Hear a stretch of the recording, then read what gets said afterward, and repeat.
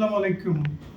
JM নবজীবন homeopathy চিকিৎসা কেন্দ্রের পক্ষ থেকে দেশ এবং দেশের বাইরে সকলকে স্বাগতম।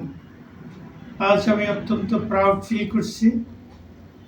আমার পেশেন্ট, আমার রোগী, উনি একজন, আমি নাম বলতে ইচ্ছুক নই, বাংলাদেশে একজন নামকরা অ্যালোপ্যাথিক চিকিৎসক এবং আমার খুবই পরিচিত।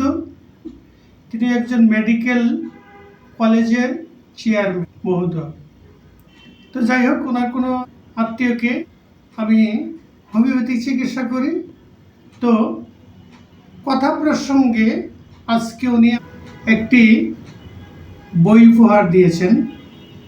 একজন চিকিৎসকের কি কি গুণাবলী থাকা উচিত, কেমন ব্যক্তিত্বের অধিকারী হতে হয়, কেমন মানবিক হতে হয়, কি কি গুণাবলী থাকতে হয়, আমি কয়েকটা পেজ পড়েছি। একজন মানুষ যখন অসুস্থ হয়, তার সমস্ত সম্পদ একজন ডাক্তারকে দিয়েও সে বাঁচতে চায়।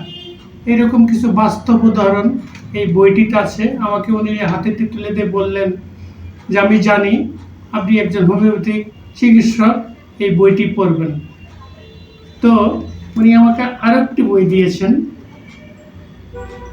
প্রখ্যাত দুইজন ডাক্তারের জীবনী এখানে লেখা আছে। ডাক্তার হতে গেলে একজন মানুষ যখন অসুস্থ হয়, সৃষ্টিকর্তার পরেই ওই ডাক্তারকে উনি জীবন রক্ষাকারী নিজের যাবতীয় গোপনীয় কথা প্রকাশ করেন, ওনার কাছে শেয়ার করেন, অর্থাৎ উনি বাঁচতে চান।